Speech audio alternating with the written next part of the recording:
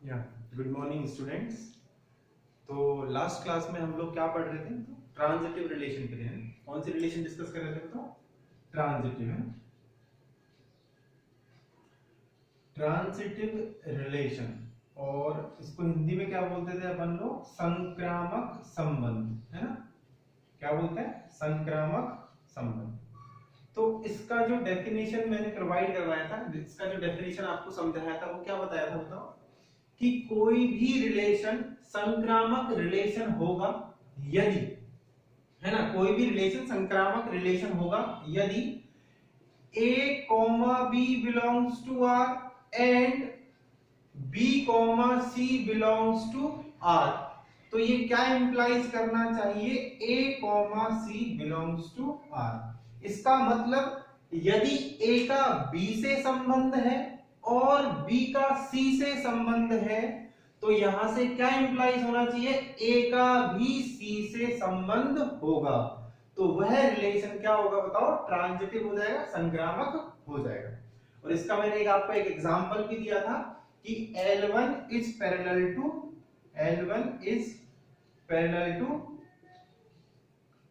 L2, है ना? ये कैसा रिलेशन है बताओ? संक्रामक रिलेशन है ना? कौन सा रिलेशन है? ट्रांजिटिव। और एक एग्जांपल दिया था मैंने, L1 is perpendicular to L2। ये रिलेशन संक्रामक नहीं होगा, ये अपन लास्ट क्लास में डिस्कस कर चुके हैं। ठीक है, और एग्जांपल लेते हैं अपन, है ना? मान लो मैंने एक एग्जांपल लिया, है ना, एक रिलेशन डिफाइन किया, x R y both implies x is greater than y, x is greater than y. और x और y को मैंने बिलोंग करवा दिया कैपिटल N से। इसका मतलब मेरा रिलेशन जो है वो किस पे डिफाइन हो रहा है? मेरा रिलेशन डिफाइन हो रहा है कैपिटल N पे, है ना? तो इसका मतलब जो भी एलिमेंट आएगा वो कहां से आएगा? n क्रॉस n से आएगा। जो रिलेशन का एलिमेंट आएगा वो कहां से आएगा? n क्रॉस n से। तो अब इसको हम लोग ट्रांजिटिव चेक करते हैं। क्या चेक करते हैं बताओ? ट्रांजिटिव चेक करते हैं। तो ट्रांजिटिव के लिए सबसे पहली चीज क्या अज्यूम करोगे?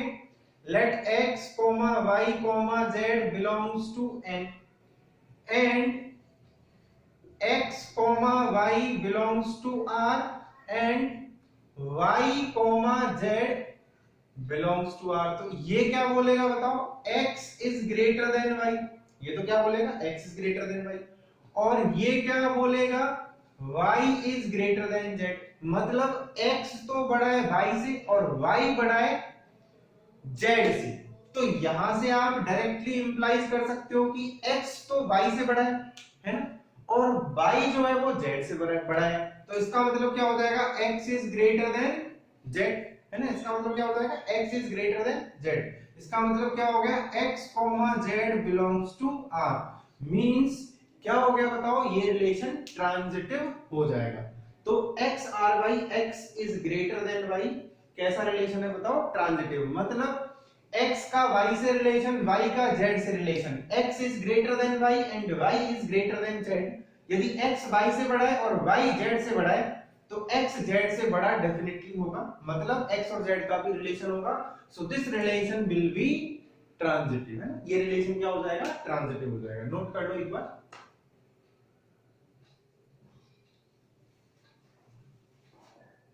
ठीक है, अब इसमें नोट पॉइंट करके लिखिए। इसमें थोड़े से 2-3 नोट पॉइंट आपको डायरेक्टली याद रखने। पहला नोट पॉइंट है,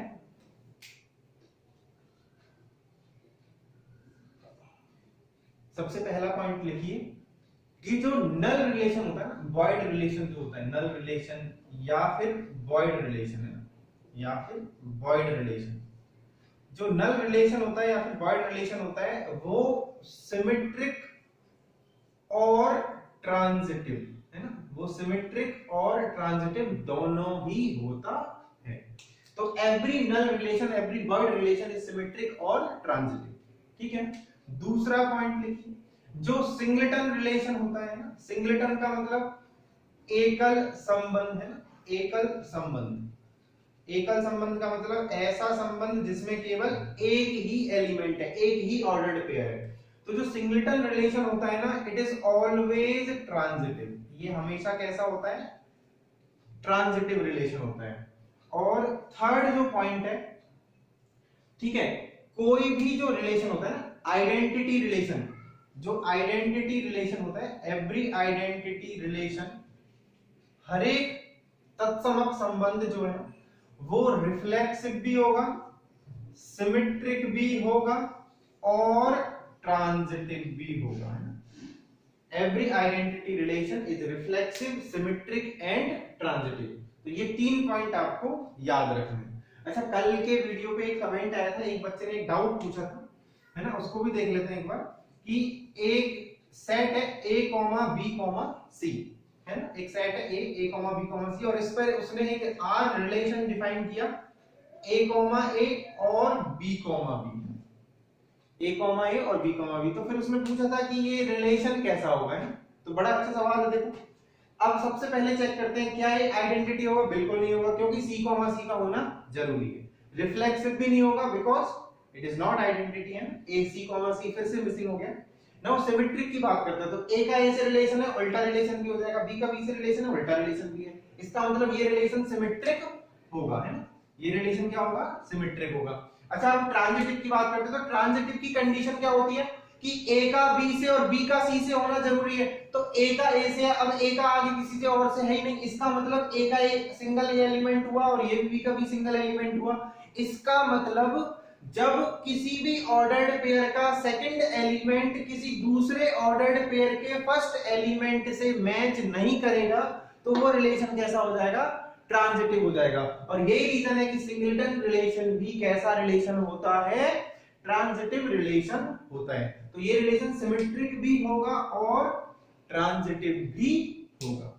तो इसको आप नोट कर लीजिए, तीनों नोट्स को आप याद रखोगे। Every null relation and void relation is symmetric और transitive, singleton relation is transitive, and identity जो रिलेशन होता है वो रिफ्लेक्सिव भी होता है, सिमेट्रिक भी होता है और ट्रांजिटिव भी होता है। तो इसको नोट डाउन कर लीजिए एक बार।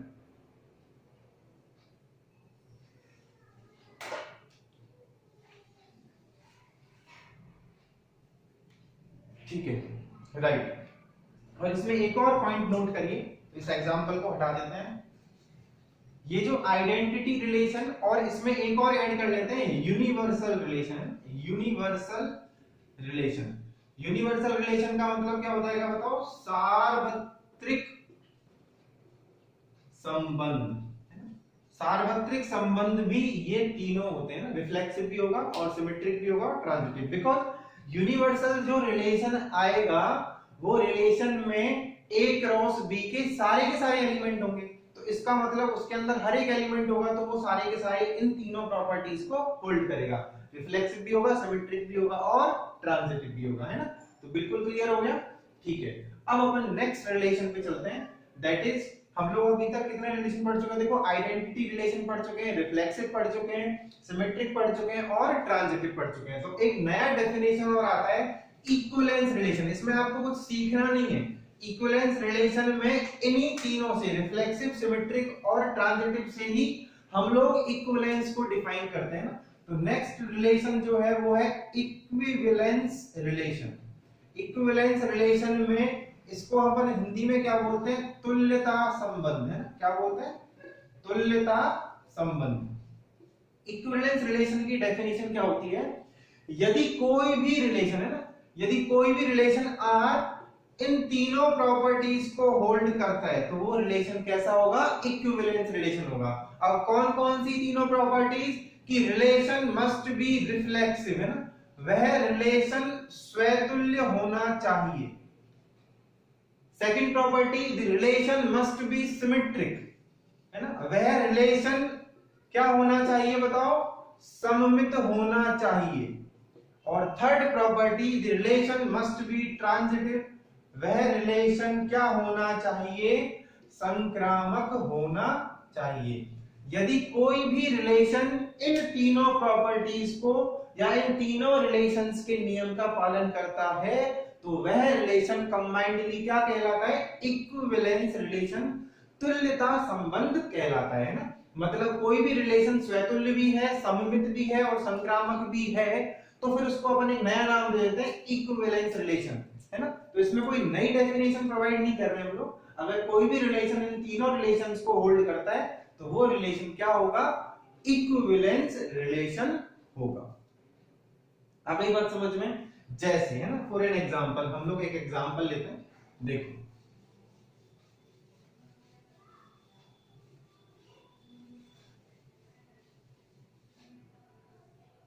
लेट्स से एक रिलेशन आर मैंने डिफाइन किया, जेड पे डिफाइन किया ना, एक रिलेशन आर जो है मैंने जेड पे, जेड का मतलब क्या होता है, सेट ऑफ इंटीजर्स, है ना, सेट ऑफ इंटीजर्स। और इस पर मैंने एक रिलेशन डिफाइन किया x R y both implies x minus y, mod of x minus y is divisible by 5, mod of x minus y is divisible by 5। ठीक है, तो अब अपन चेक करते हैं कि ये रिलेशन कैसा होगा। ठीक है, तो सबसे पहले इस रिलेशन को हम लोग क्या चेक करेंगे बताओ, रिफ्लेक्सिव चेक करेंगे।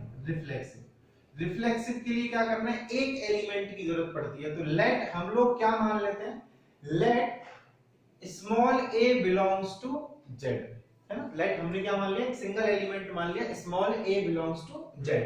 अब small a belongs to z है तो क्या ये इस रिलेशन को होल्ड करेगा, तो हम लोग बोल सकते हैं mod of a minus a is divisible by 5, क्योंकि mod of a minus a कितना हो जाएगा बताओ, 0, और 0 इज डिविजिबल बाई 5, बिल्कुल सही बात है। इसका मतलब ये क्या इंप्लाइज करेगा बताओ, a a belongs to r, इसका मतलब हम we can say that the relation is reflexive। तो रिफ्लेक्सिव प्रूव करना समझ में आया, हम लोग बिल्कुल सिंपली कर रहे हैं, a का a से रिलेशन होना चाहिए। आप z में से कोई भी एलिमेंट ले लो और उस एलिमेंट को लेने के बाद यदि वो एलिमेंट इस रिलेशन को सेटिस्फाई करता है तो रिलेशन कैसा हो जाएगा, रिफ्लेक्सिव।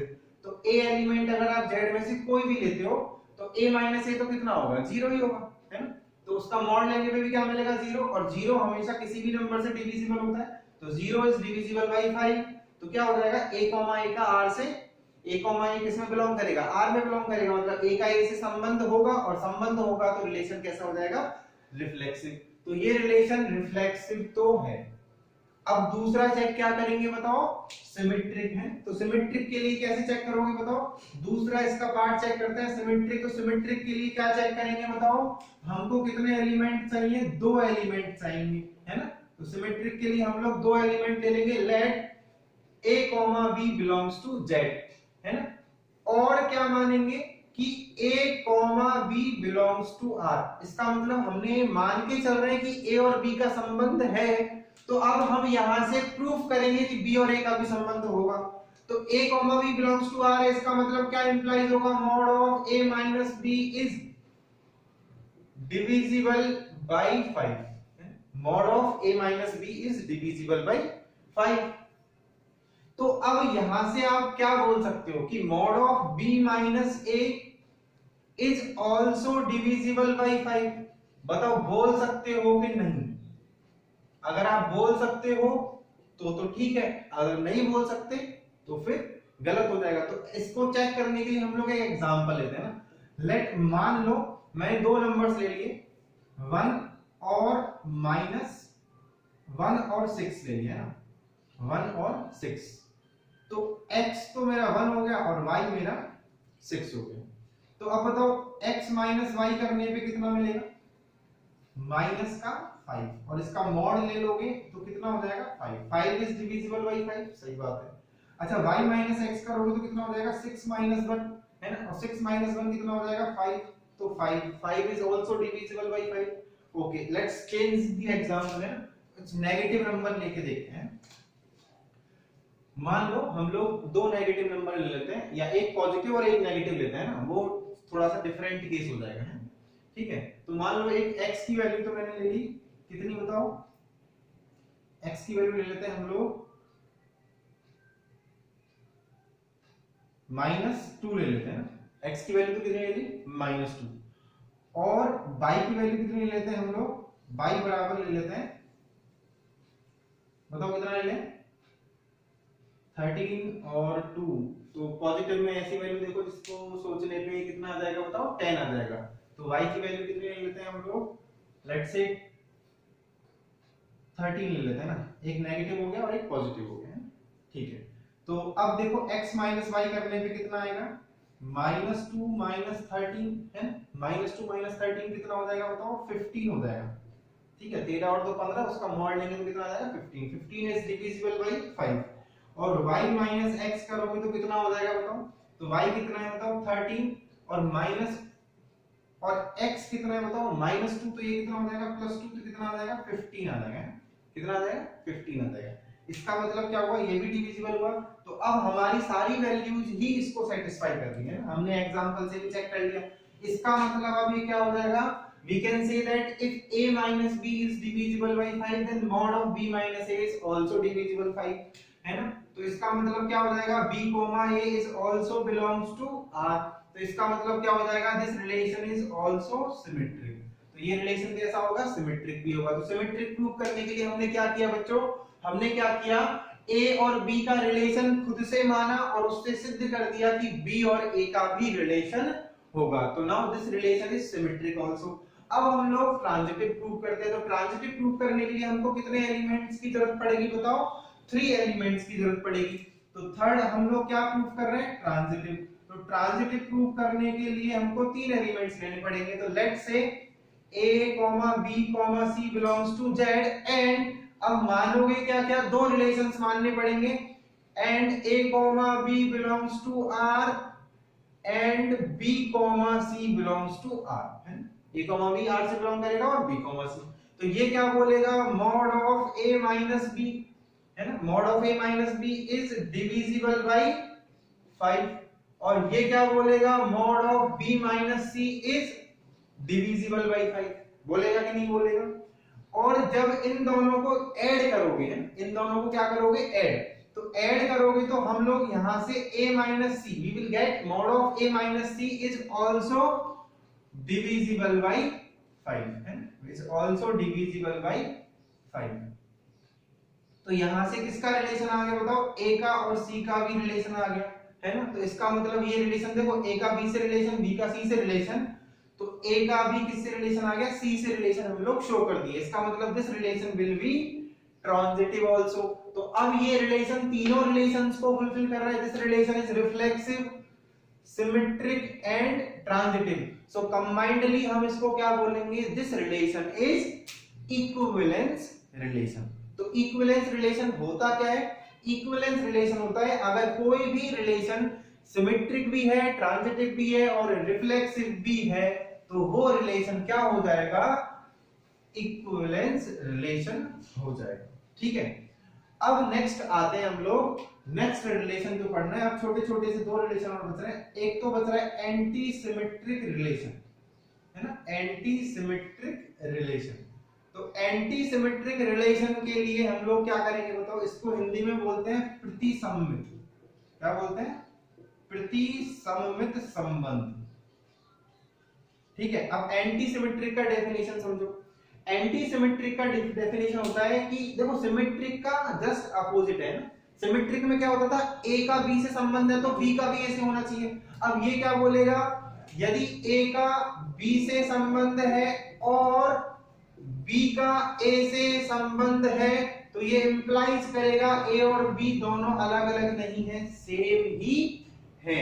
इसका मतलब यदि a का b से संबंध है और b का a से संबंध है तो a और b अलग अलग नहीं है, a और b सेम ही है। तो ये सिमेट्रिक एंटी सिमेट्रिक की क्या हो गई बताओ, डेफिनेशन हो गई, है ना।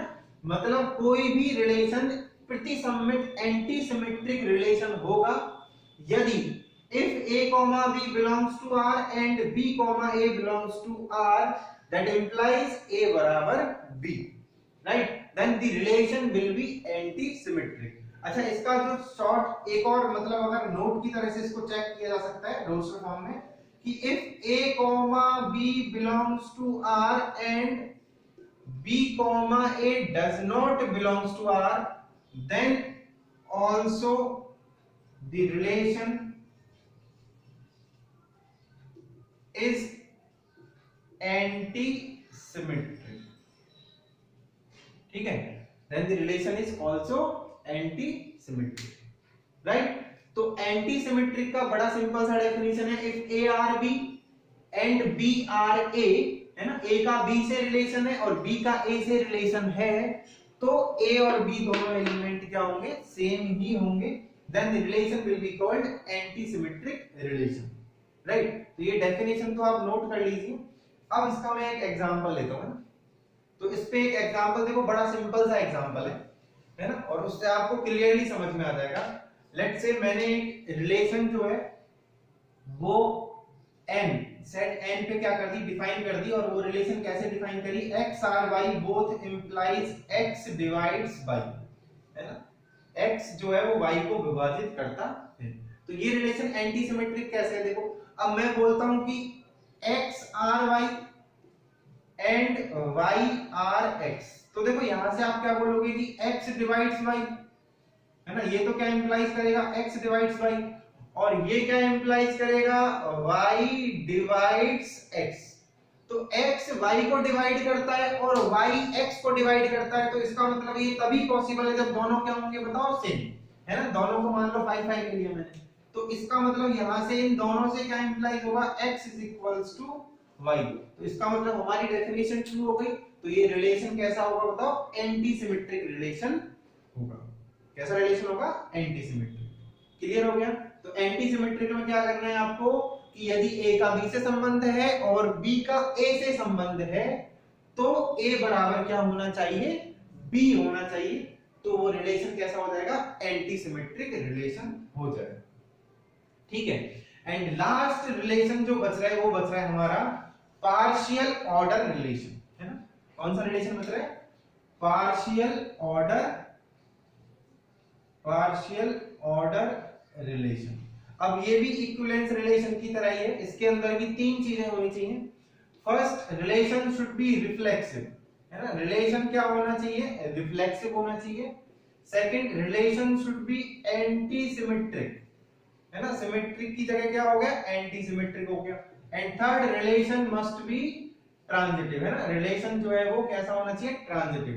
यदि कोई भी रिलेशन इन तीनों रिलेशंस को फॉलो करता है, तो उस रिलेशन को हम कंबाइंडली क्या बोलेंगे, पार्शियल ऑर्डर रिलेशन, और इसको हिंदी में क्या बोला जाता है, आंशिक क्रम संबंध, है ना, हिंदी में क्या बोला जाता है, आंशिक क्रम संबंध। ठीक है ना, तो इसको भी आप नोट कर लो एक बार।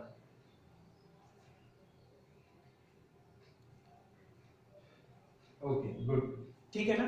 तो ये लगभग हमारा थ्योरेटिकल पार्ट कंप्लीट हुआ। इसका अगर आपको एग्जांपल देखना है तो let's say x is greater than, equal to y, है ना, x is greater than equal to y, ये रिलेशन जो है ना, ये रिलेशन कैसा रिलेशन होगा, पार्शियल ऑर्डर रिलेशन होगा। ठीक है, चलिए अब मैं आपको कुछ एग्जांपल्स बता रहा हूं जिनके थ्रू हम लोग रिफ्लेक्सिव, सिमेट्रिक, ट्रांजिटिव, मोस्टली ये तीनों ही रहते हैं, इनको हम लोग, और एंटी सिमेट्रिक, इनको हम लोग रिवाइज करेंगे। तो एक एग्जांपल नोट करें।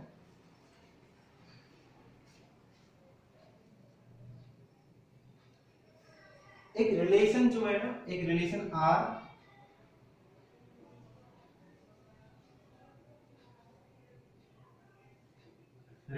R is defined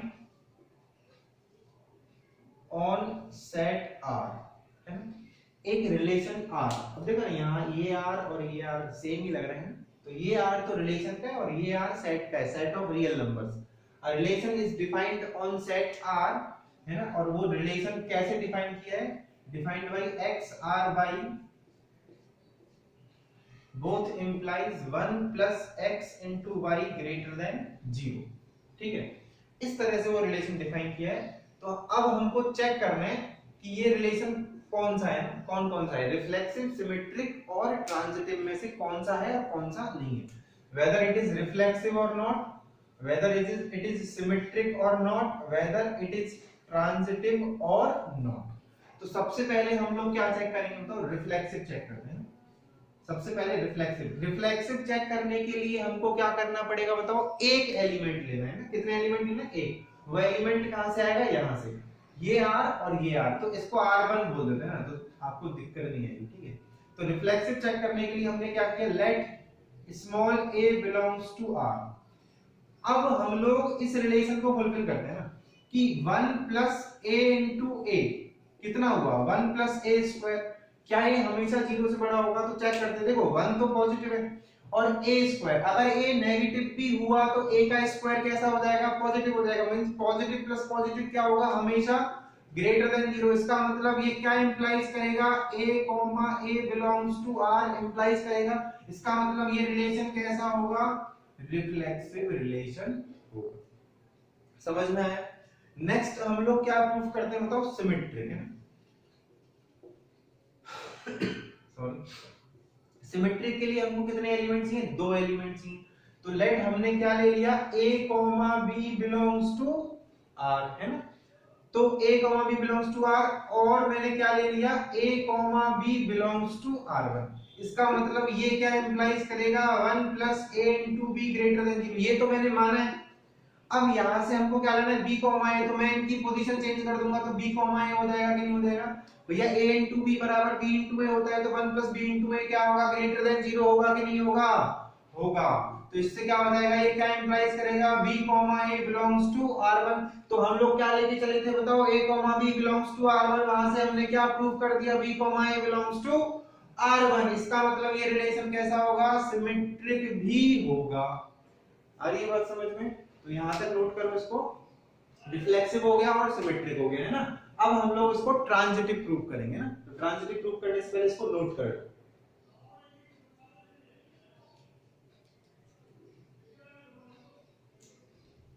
चलो अब अपन इसको क्या प्रूफ करते हैं बताओ? ट्रांजिटिव प्रूफ करते हैं ना। ट्रांजिटिव है कि नहीं चेक करते हैं।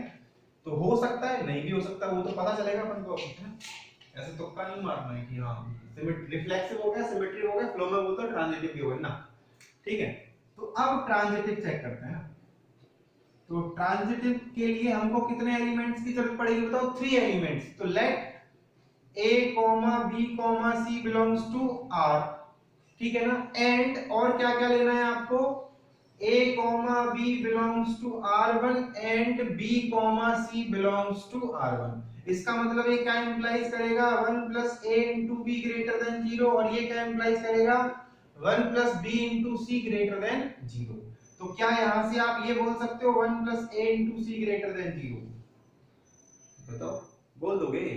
नहीं, है ना? ऐसे नहीं बोलना है ना। कोई रिलेशन अपन को कुछ पता ही नहीं चल रहा है ना। मैथमेटिकली वी कांट से कि a इंटू 1 प्लस a भी 0 है, ग्रेटर देन 0 है, और 1 plus b into c greater than 0, तो 1 plus a into c greater than 0 होगा। ये वी कांट से मैथमेटिकली, है ना? हम लोग इसको मैथमेटिकली नहीं बोल सकते, है ना? बिल्कुल नहीं बोल सकते। तो ये तरीके से तो अपन को पता ही नहीं चल रहा है। तो now we will take counter example. Counter example, हम लोग ऐसा एग्जांपल ढूंढते हैं जो कि इसको फुलफिल ना करे।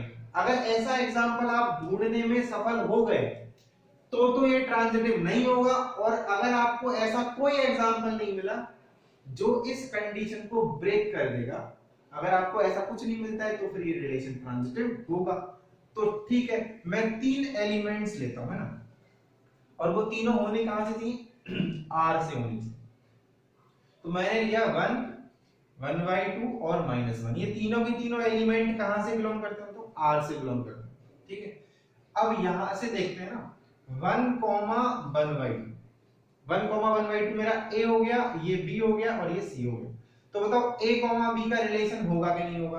तो a, b के लिए कितना हो जाएगा? 1 + 1 × हाफ इज ग्रेटर देन 0। बिल्कुल सही बात है। इसका मतलब a, b belongs to r1। ठीक है, अब किसका रिलेशन देखते हैं? 1/2 -1 का। तो ये कितना हो जाएगा? 1 + 1/2 × -1, है ना? तो बताओ ये कितना आएगा? 1 - हाफ कितना आया? Half greater than 0। बिल्कुल सही बात है। इसका मतलब 1/2 -1 is also belongs to r1, है? तो a, b belongs to r1 और b, c belongs to r1। अब किसकी बारी आएगी बताओ? a, c की। तो a, c के लिए हम लोग क्या बताओ क्या आ जाएगा? a तो है हमारा 1 और c है हमारा -1। तो 1 + 1 × -1 कितना आएगा बताओ? 1 - 1 बराबर 0, और 0 ग्रेटर देन 0 नो।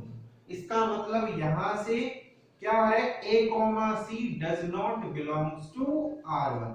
मतलब हमने एक ऐसा एग्जांपल दे दिया जो कि इस कंडीशन को या इस ट्रांजिटिव रूल को फॉलो नहीं कर रहा है, so now we will say this is not transitive. So this relation is reflexive, symmetric but not transitive. तो जब ट्रांजिटिव आप इजीली प्रूफ नहीं कर पा रहे हो, then we will take a counter example. ऐसा एग्जांपल ढूंढ लो जो कि उस रिलेशन को क्या कर दे, फॉल्स कर दे.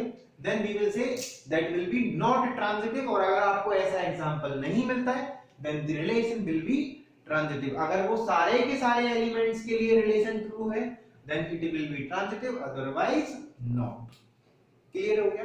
ठीक है. तो यहाँ पे हम लोग अपना थ्योरी खत्म करते हैं, है ना. कुछ एक नोट पॉइंट्स लिख लीजिए जो कि आपको डायरेक्टली याद रखने, है ना.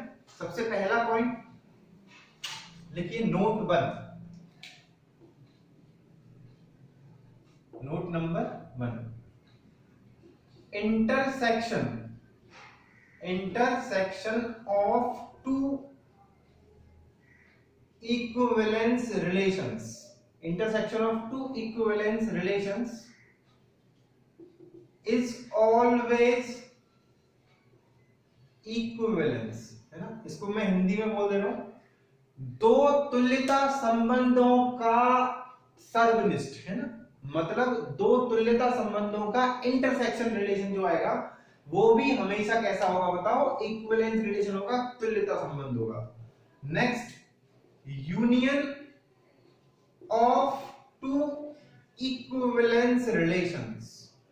Union of two equivalence relations may और मे नॉट बी, मे और मे नॉट बी इक्विवेलेंस. मतलब यदि आप दो इक्विवेलेंस रिलेशंस का यूनियन करोगे तो जो प्राप्त रिलेशन है हो भी सकता है वो इक्विवेलेंस हो और नहीं भी हो सकता, कुछ कहा नहीं जा सकता. आ रही है बात समझ में? परंतु इंटरसेक्शन हमेशा क्या होगा, इक्विवेलेंस ही होगा.